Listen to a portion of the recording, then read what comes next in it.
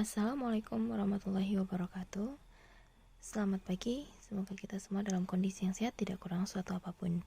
Untuk hari ini, saya akan mengulangi penjelasan mengenai bagaimana cara kita mengukur sudut menggunakan busur derajat. Nah, sebelumnya kemarin kan sempat kita bahas bahwa dalam penggaris busur ini ada yang namanya skala luar dan skala dalam. Nah, kalau kita perhatikan lebih dekat lagi, mulai dari yang awal.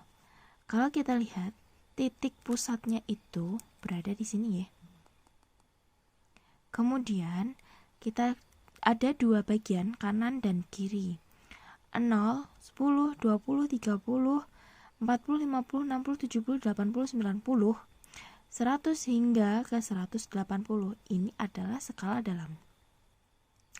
Lalu, ini kebalikannya. Yang warna hijau ini, atau mungkin di penggaris anak-anak ada yang berwarna lain. Di sini ada 0 juga, 10, 20, 30 sampai dengan 180.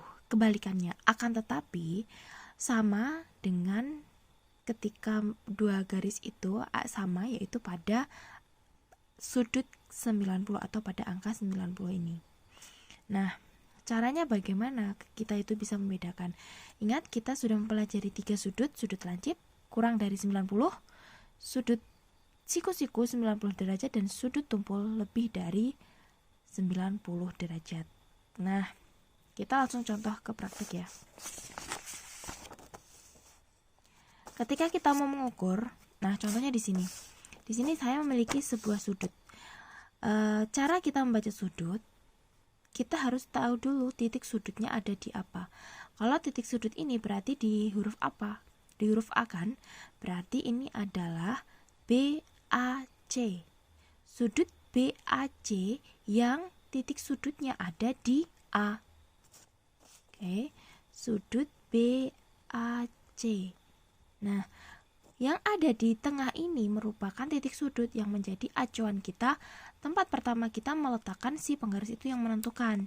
Jadi jangan sampai ketika kita mau mengisikan atau mau mengukur itu salah dalam meletakkan. Contoh misalkan di sini. Nah, ini salah. Kita lihat dulu. Karena kita ini titik sudutnya di A, berarti bagian tengah yang mengarah ke 90 ini kita taruh di pinggir seperti ini. Kemudian pastikan bagian yang kanan atau sebelah kiri menyesuaikan dengan bentuk sudutnya ya, atau arah sudutnya. Ini silahkan dipaskan atau diletakkan sejajar dengan 0. Jangan kelewat, jangan kurang, jangan lebih. Contoh kalau seperti ini salah. Yang benar adalah seperti ini. Kemudian kita tarik. Ini garis yang diminta ini kan ternyata adalah 40. Kenapa bukan 140?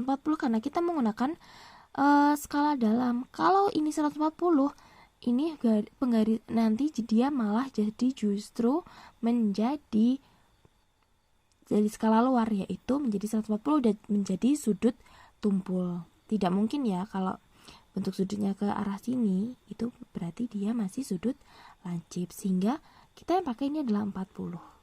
Oke. Kita karena sudutnya menghadap ke sana ya, berarti kita menggunakan bagian yang sini. Itu 40 derajat. Berarti titik sudut ini atau sudut ini memiliki 40 derajat. Oke. Sekarang kita lanjut untuk yang sudut berikutnya. Di sini saya memiliki sudut KLM. Oh ya, kalau kita mau menyebutkan sebuah sudut, baik itu di segitiga maupun yang lainnya, kita harus memakai huruf yang lebih kecil dulu. Misal A, B, C. Kalau misalkan ini yang harus duluan kan, karena A sebagai titik, berarti B, A, C bukan C, A, B. Gitu ya, untuk menjadi periksa kita bersama-sama. Nah, untuk yang selanjutnya di sini sudutnya adalah KLM. KLM, tapi titik sudutnya ada di mana? Ada di K. Berarti ini sudut M, K, L.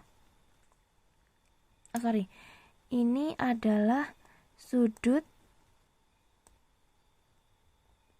LKM. LKM. Nah, kita akan ukur. Ingat, yang pertama adalah kita letakkan, karena yang menjadi titik pusatnya itu adalah K, ini kita sejajarkan dengan K. Kita paskan di K, kemudian bagian yang kanan ini harus sejajar dengan angka 0 ini ya. Kemudian kita lihat si garis ini mengarah ke angka berapa, skala dalam ya. Oh, ternyata sudutnya adalah, besarnya adalah 80 derajat. Oh ya, ini adalah sudut lancip karena kurang dari 90. Dan ini juga masih sudut lancip. Lanjut untuk yang selanjutnya. Ini contoh yang terakhir, yaitu ada PHR yang berpusat di di H. Besar sudutnya ini berapa toh? Nah, kita carinya ini menghadapnya berbeda. Nah, caranya seperti ini. Ini kita letakkan sama yang menghadap lurus ke 90 ya. Kemudian setelah itu kita paskan ya, kita letakkan penggarisnya yang ini sesuai dengan 0. Kemudian kita lihat ini dia berada di mana.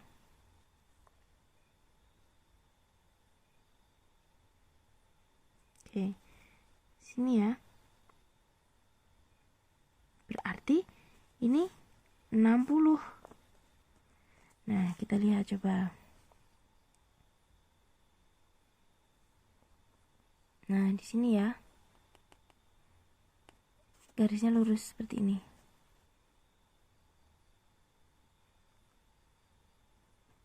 Hmm, 60, bukan 120. Ini juga masih sudut lancip. Oke, saya kasih contoh lagi. Jika sudut itu adalah sudut tumpul. Oke, semisal ini saya gambar sudut tumpulnya seperti ini. Nah, ini misalkan saya beri ABC gitu ya. ABC. Kita akan ukur, meskipun kecil ini juga masih bisa diukur. Kita letakkan, karena ini titik pusatnya di B yang ini, berarti ini kita paskan di huruf B ini, kemudian di sini kita sejajarkan dengan 0. Lalu yang kita lihat adalah yang bagian ini, garis yang warna hijau ini. Kita tarik ke atas. Dia kita pakai skala dalam ya. Karena ini lebih dari 90, ini kan mengarah ke 90, lebih dari 90 nih. Melewati 90 kan. Kalau melewati 90 berarti otomatis tumpul. Kalau tumpul ya otomatis ini adalah 120 derajat Celcius. Nah, 120 derajat ya. Oke. Jika kalian masih bingung, coba ini diulang-ulang, diperhatikan lagi penjelasannya. Intinya gini. Kalau si garis itu lancip ataupun tumpul, nanti kita lihat skala dalam maupun skala luarnya. Jika nanti si sudut ini sudah tumpul, otomatis dia harusnya melewati 90. Berada di sebelah sini. Kalau kebalikannya berarti di sebelah sini. Kalau kebalikannya di sebelah sini, berarti yang kita lihat adalah yang atas ini, yang hijau ini. Gitu ya. Jadi fungsinya seperti itu. Mengapa ada skala dalam dan skala luar? Semuanya sama, 0 sampai 180, yang sini juga 0 sampai 180. Jadi bagaimana cara kita mengetahui itu besarannya berapa? Yang pertama adalah kita lihat dulu itu sudutnya lancip atau tumpul. Kalau lancip berarti menyesuaikan, kita lihat dari skala dalamnya jika kurang dari 90, dan jika lebih dari 90 kita menggunakan yang skala dalam ini. Tapi ketika berada di sebelah sini, sebelah kiri, kita menggunakan skala luar kalau itu lancip. Tapi kalau itu sudah melebihi 90, kita pakai skala luar untuk yang bagian kanan. Kebalikannya. Jadi saya harap kalian bisa memahami penjelasan yang sedikit ini. Semoga bermanfaat.